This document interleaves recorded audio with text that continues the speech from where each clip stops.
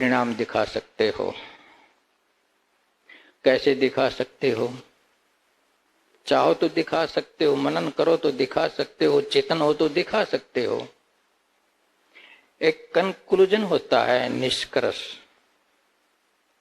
जैसे तुमने कोई विचार किया, कोई निष्कर्ष आपके हाथ लग गया। वो निष्कर्ष आपको कैसे हाथ लग गया? चेतन सत्ता के बगैर तो कोई निष्कर्ष दे नहीं सकता, कोई जांच परख कर नहीं सकता। ये जड़ प्रकृति कैसे करेगी जांच परख? कोई रिजल्ट है, कोई कंक्लूजन है, उसके पीछे कौन हो सकता है? जो निरख परख करता हो।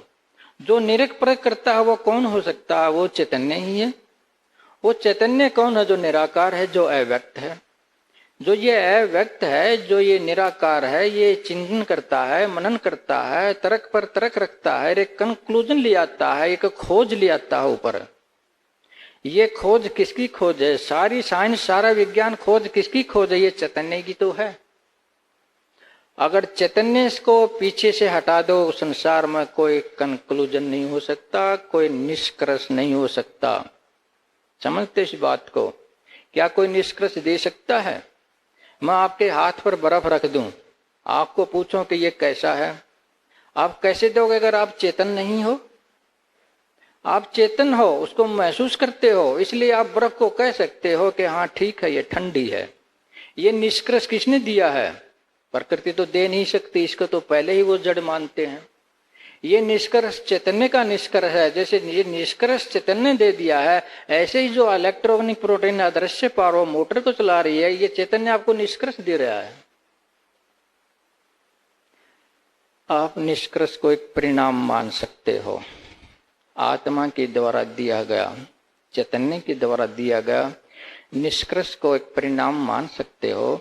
इस परिणाम के आधार पर आप कह सकते हो कि कोई सत्ता है जिसने ये परिणाम पैदा किया है। अगर वह ना होती तो ये निष्कर्ष पैदा नहीं हो सकता था। क्या निष्कर्ष के पीछे आप इनकार कर सकते हो कि चैतन्य नहीं है, कि आत्मा नहीं है? सरासरी है बिल्कुल, इसकी सिवा कोई निष्कर्ष दे ही नहीं सकता। तो इस आधार पर भी तुम कह सकते हो कि जितने तुम निष्कर्ष देते हो ये सब चैतन्य के दिए हुए परिणाम हैं। अगर ये उसके दिए हुए परिणाम है तो वो सत्ता तो है, चाहे नजर ना आती हो।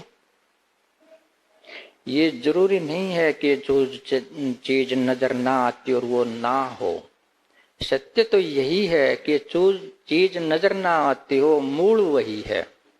उल्टा है, जो नजर ना आती हो, जो प्रकट ना हो, सत्य तो यही है कि मूल सत्य वही है। जो ना दिखाई देता हो, जो अदृश्य है, जो तुम्हारी पकड़ में ना आता हो, मूल से मूल तो वही है। दूसरी तरह से भी आप बता सकते हो, क्रिया से, क्रिया के जरिए भी बता सकते हो। कोई आप क्रिया करते हो, कोई आप कार्य करते हो, क्यों करते हो? कोई कार्य करते हो, कोई क्रिया करते हो, क्यों करते हो? इसलिए करते हो आपने कुछ महसूस किया है। आप कुछ महसूस ना करें तो कोई क्रिया नहीं कर सकते। क्रिया से पहले आपको महसूस ना होती है, तब आप क्रिया करते हो। अगर क्रिया से पहले कोई भी महसूस ना हो तो आप कोई क्रिया नहीं कर सकते। उदाहरण के तौर पर आपको प्यास लगती है, आप पानी पी रहे हैं, ये क्रिया है। लेकिन इस क्रिया से पहले आपको प्यास महसूस की होगी। प्यास महसूस की होगी इसलिए तो पानी पी रहे हो। यानी क्रिया से पहले महसूसना है, महसूस करना है, उसको फील करना है, तब कोई कार्य हो रही है। लेकिन महसूस क्यों कर रहे हो? आप चैतन्य हो। आप चैतन्य नहीं हो तो महसूस नहीं कर सकते। अगर जड़ हो आप महसूस नहीं कर सकते। बगैर चैतन्य के महसूस ना हो नहीं सकती, बगैर महसूस ना के कार्य नहीं हो सकता। तो कार्य अपने आप में एक परिणाम है, उसके पीछे महसूसना है, महसूसना के पीछे निराकार चैतन्य है। उसका कोई आकार प्रकार नहीं है, वो आप ही हैं। तो क्रिया का हवाला दे करके भी आप कह सकते हो कि कोई भी क्रिया हो, कोई भी प्रतिक्रिया हो, इसके पीछे महसूसना होती है, एक फीलिंग होती है। हम उस फीलिंग को पूरा करने के लिए कार्य करते हैं और वो फीलिंग चैतन्य ही करता है, चाहे वो निराकार है। हर एक क्रिया चैतन्य का प्रमाण है, हर एक निष्कर्ष चैतन्य का प्रमाण है। ऐसा कह करके तुम सरासरी सिद्ध कर सकते हो कि परमात्मा, इससे कोई इनकार नहीं कर सकता। तो आपने ऐसा करना ही होगा, समझना ही होगा। इतना कमजोर ना हो जाओ कि तुम नास्तिक आदमी को उत्तर ना दे सको, कि तुम उस सत्य को ही सिद्ध ना कर सको जो तुम्हारा इष्ट है। जो तुम्हारा इष्ट है तुम उसको सबको ना बता सको, ऐसा नहीं होना चाहिए। मैं इसलिए आपको बता रहा हूं, कोई एक तो बात समझ जाए, कोई एक तो बता दे कि ये रहा, ये प्रमाण है, इसके पीछे आत्मा भी है, परमात्मा भी, सब कुछ है।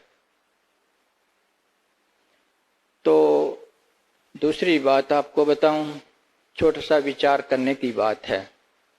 ये आपके पैर पर नाखून है, आपके पैर पर नाखून है। बात तो बहुत छोटी लगती होगी कि पैर पर नाखून है, आपने ध्यान भी ना दिया होगा कि पैर पर नाखून है, ये क्यों है। अगर आपके पैर पर नाखून है, उस पर भी आप सवाल उठा दो कि ये नाखून क्यों है, बताओ भाई ये नाखून क्यों है, क्या जरूरत थी इसको यहां नाखून होने की। लेकिन नाखून क्यों लगा दिया है, नहीं लगाते तो क्या हर्ज था। इसके पीछे आप पाओगे कि ये सारी प्रकृति चेतन है। इसके पता है कि ठोकर लग सकती है, लहू निकल सकता है, गोठा फूट सकता है, ऊपर से सपोर्ट दे रखी है, इसे पता है पहले ही, इसलिए ऑलरेडी इसने नाखून लगा रखा है। इतनी जानकार है ये प्रकृति। छोटी छोटी बातों को आप लेकर के सवाल उठा सकते हो और इस सत्य पर जा सकते हो। आत्मा की तो बात दूर है, ये प्रकृति ही सब चेतन है। अगर ये प्रकृति ही सब चेतन है, ये प्रकृति ही सब चेतन है, तो हम प्रमाण क्या कहेंगे। और हम तो सीधा कह देंगे ये रे प्रमाण परमात्मा का। ये प्रकृति भी चेतन है, आत्मा भी चेतन है, सर्वत्र सब कुछ चेतन ही तो है। कहाँ का प्रमाण मानते हो तुम। लेकिन ऐसा काम हमारी आध्यात्म ने नहीं किया है कि प्रकृति को चेतन सिद्ध कर दे।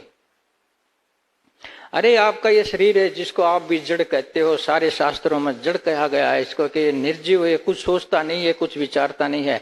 आप देखो ध्यान से, एक माँ जो लड़की के पेट में बच्चा आ जाता है तो उसी दिन से दूध की व्यवस्था शुरू हो जाती है। बच्चा होता है तो दूध तैयार मिलता है, या क्या है, चेतनता की बात है। बच्चा होता है, दूध तैयार मिलता है, शरीर को पता है बच्चा होना है, उससे पहले ही दूध की तैयारी कर देता है। जैसे एक समझदार आदमी अपने बच्चों के लिए तैयारी कर देता है, शरीर भी अपने बच्चों के लिए तैयारी कर देता है। क्या इसकी चेतनता को नहीं दर्शाता है।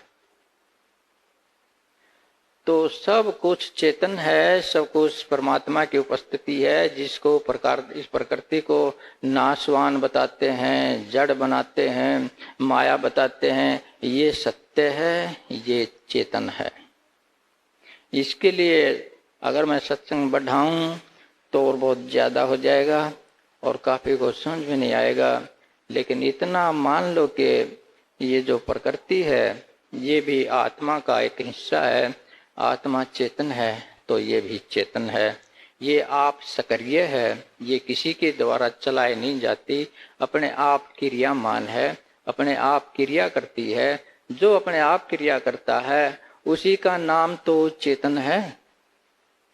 प्रकृति कोई धक्के से थोड़ी चल रही है, ये चांद तारे धक्के से थोड़े चल रहे हैं, ये पृथ्वी कोई धक्के से थोड़े चल रहे हैं, बिल्कुल नहीं, ये अपने आप चल रहे हैं। जो अपने आप चल रहा है, सुव्यवस्था से चल रहा है, इसी का नाम तो चेतन है।